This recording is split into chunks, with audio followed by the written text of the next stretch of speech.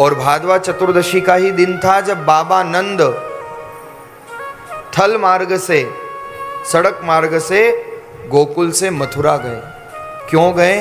क्योंकि बाबा नंद को कर चुकाना था। उस समय जैसे अभी आप कर चुकाते हो ना, जीएसटी और इनकम टैक्स, सब अलग अलग प्रकार के कर होते हैं, तो ऐसे उस समय कंस का कर चलता था, सबको कर चुकाना पड़ता था।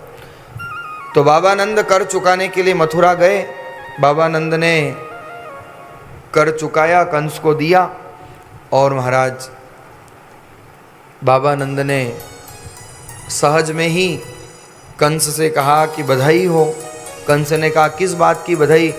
बोले महाराज कंस ठाकुर जी की कृपा से, भगवान की कृपा से बेटा हुआ है, लाला भया है। कंस ने कहा वाह वाह बाबा नंद वाह, बुढ़ापे में और लाला, बुढ़ापे में और बेटा। अरे आपको बुढ़ापे में बेटा हुआ है, बधाई हो बधाई हो। आपके बेटे का कोई शत्रु न हो, और अगर शत्रु हो तो उसका सत्यानाश हो। कौन बोल रहा है? कंस। और ठाकुर जी आए हैं कंस के अत्याचार से धरती को मुक्त करने के लिए। कहने का भाव यह है कि जीव अपनी मृत्यु का सामान खुद एकत्रित कर लेता है महाराज, किसी को करना नहीं पड़ता। एक बार क्या हुआ, एक सेठ जी थे, और सेठ जी थे तो रोज व्यापार पे जाते थे। व्यापार पर जाते तो एक दिन अटैची तैयार की, और अटैची तैयार करके जैसे ही अपनी सामग्री तैयार की, ऑफिस जाना था, और अटैची तैयार करके जैसे ही घर का दरवाज़ा खोला, और महाराज सामने यमदूत खड़े हुए दिखाई दिए। अब यमदूतों को देखा तो सेठ जी घबरा गए।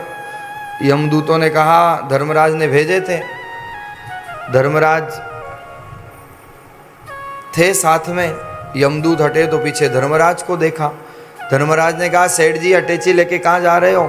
आपका समय हो गया, पूरा बुलावा आ गया राम जी का, चलो अब ये अटैची सब यहीं धरी रह जाएगी, अब साथ नहीं ले जा सकते हो। लेकिन सेठ जी तो सेठ जी थे साहब, बड़े चतुर थे।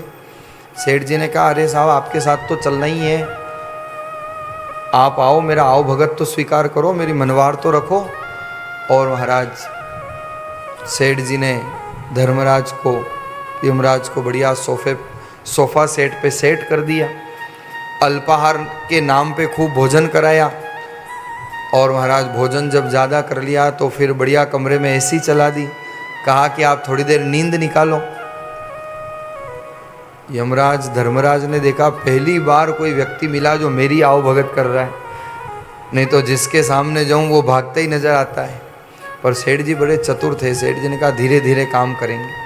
और जैसे ही महाराज धर्मराज को नींद लगी तो सेठ जी ने क्या किया, वो धर्मराज की फाइल देखी कि आज ये लेने कैसे आ गए। फाइल देखी तो सबसे ऊपर ही ऊपर सेठ जी का नाम लिखा हुआ था। तो सेठ जी ने देखा मेरा नाम ऊपर है इसलिए मुझे लेने आए हैं। सेठ जी ने कहा आपने तो बहुत सारे काम निपटाने, अभी बहुत सारे काम बाकी हैं।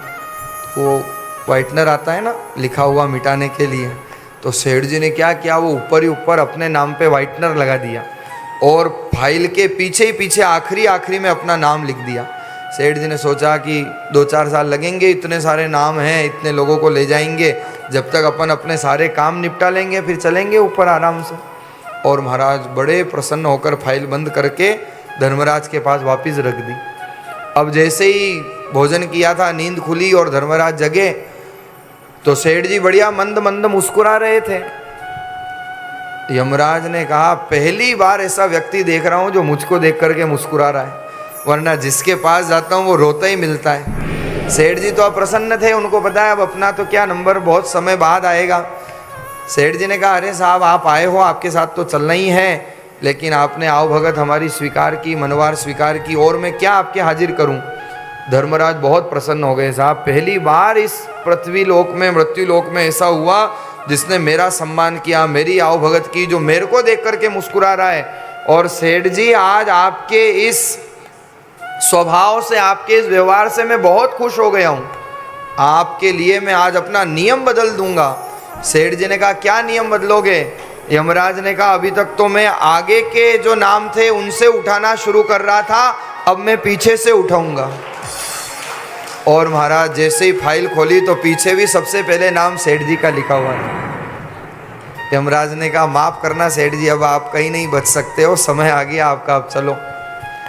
तो कहने का भाव यह है महाराज, प्रसंग हास्य विनोद का है, लेकिन ये सत्य है, व्यक्ति अपने मौत का सामान खुद ही इकट्ठा कर लेता है। राम किसी को मारे नहीं, सबके दाता राम।